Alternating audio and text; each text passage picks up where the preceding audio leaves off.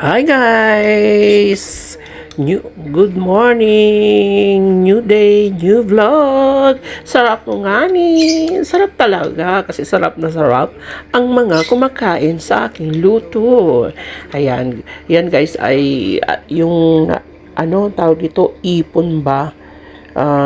Gawin nating lulutuin natin yung tawag dito, yung natira-tirang hipon. So, gagawin nating hipon omelette. So, yung palayok ko umiinit na. Sobrang init na. Umuusok na. Umuusok na talaga guys. So, that, syempre, papainitin natin para mas madali ang magluto at saka mainit yung mantika. Then, nilagyan ko na ng mantika niyan. Then, ihalo-halo natin yung ipon o ifon sa tawag namin sa Cagayan, Ilocano. Yung maliliit na isda galing sa dagat. Then, hindi ko lang po alam kung anong tawag po sa inyo. Anong maliliit na isda. Yan po, ginagawang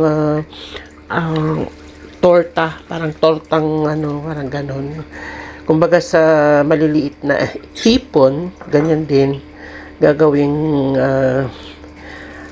hindi ko alam kung paano luto. Basta ganyan po. Pwede siyang paninda, pwedeng pang merienda, yan, lahat po yan. Gaya ginawa ko.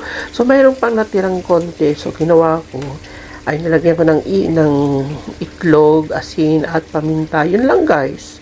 Masarap yan, guys. Madali lang gawin yan. Binili namin sa palengke yung ipon o ifon sa salita namin yan. So, yan. Habang niluluto kasi ang init-init ng golden so mabilis lang maluto doon sa may niya, nag-brown agad. So, ang pagluluto diyan guys, pag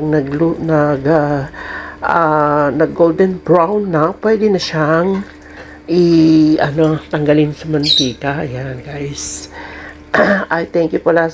Guys, nagpapasalamat po pala ako sa mga laging sumusuporta sa akin. Thank you so much guys sa lahat po ng nanonood sa aking videos.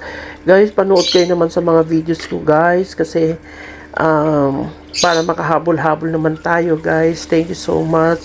Sana suportahan nyo pa ako guys. Ayan, nakaluto na ako ng 3. So, nilagay ko sa plate para yung ilagay ko sa paper plate. Anong pangalan yun? Yung paper towel para sa ganun sipsipin niya yung mantika. Ayan. Ilalagay natin sa paper towel para sipsipin niya yung mantiki. Parang sipsip ng kaibigan mo. Chares lang. Ayan guys. So, pangalawang salang. So, 3 ulit. Bali, 6 lang yata yan na piraso. Ayan. So, matatapos na yan mamaya. Sarap yan. Tapos isawsaw mo ng sili guys.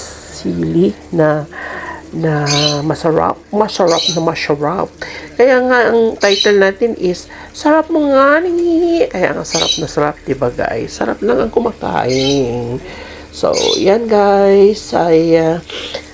Nga pala guys, paki-like at subscribe. Paki-like, comment, and share sa ang ating video para sa ganun po guys ay mapanood din ng mga ibang kaibigan natin, sa mga kaibigan natin dyan na hindi pa nakasubscribe sa akin. Paki-subscribe na rin din at i-click ang notification bell para lagi kayong update sa aking mga susunod mga videos guys. Ayan. Gawin nyo to guys. Madali lang to. Ilagay nyo sibuyas, paminta, betchin, magic syrup o meron. Betchin o pwede naman. Itlog. Ayan. Tapos na. Kaya wag nating itapon yung mga tira-tira nating ulam. Kaya pwede nating i-recycle yan guys. Kasi ang luto niyan kasi yung ifon na yan is gisa lang, may kamatis kasi yan. So ginawa kong parang egg omelette, kumbaga sa talong egg omelette. So yan naman is tortang ipon o ifon, maliliit na isda. Ayan. So naluto na guys, tapos na ang ating pagluluto. Ayan, sarap mo nga ni. Ayan guys, thank you so much sa lahat po na manunod. Sana pa-subscribe ng ating YouTube channel. Sarap mo nga ni, share, like and share and comment. Thank you